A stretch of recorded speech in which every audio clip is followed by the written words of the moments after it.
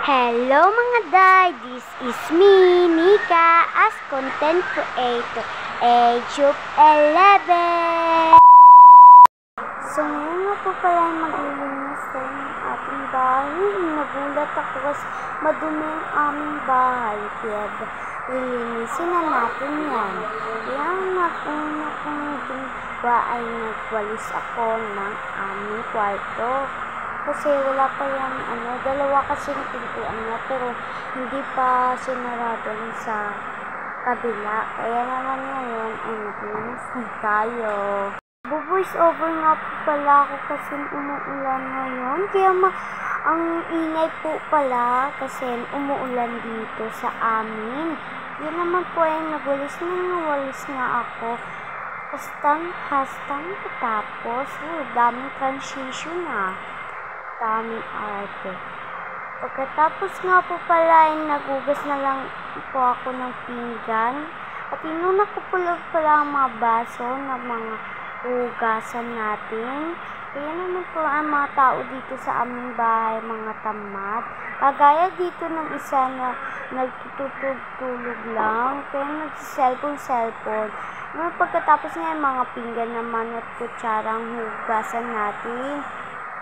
Ayan, kulay green nga mga pinggan, kaya naman mga pinggan nga ang hugasan natin. Tapos nga po hugasan ko rin ang balde. Kaya naman po pala pagkatapos siniglan ko na ang aming balde ng tubig para hugasan ko ng mga baso, kutsara at pinggan. Kaya naman nuna ko ang basong nahuhugasan natin. Pagkatapos nga po pala sa rice cooker po basta pagkatapos nga mga pinggan ng hugasan natin. Kaya naman po pagkatapos ko naman yan hugasan natin ang lababo. Hinugasan pa lang mga lababo. Pagkatapos nga po naglinis na ako ng mesa.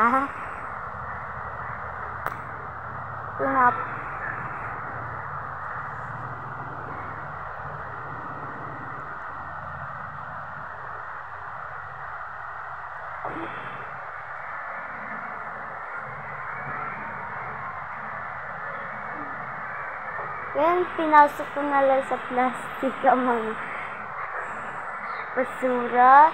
Sorry po, nakakatuwa kasi may isa dito na pinapatuwa ako. Dito ang isa na tamad na babae. Ang pangalan po na ay Charino. As Dayday.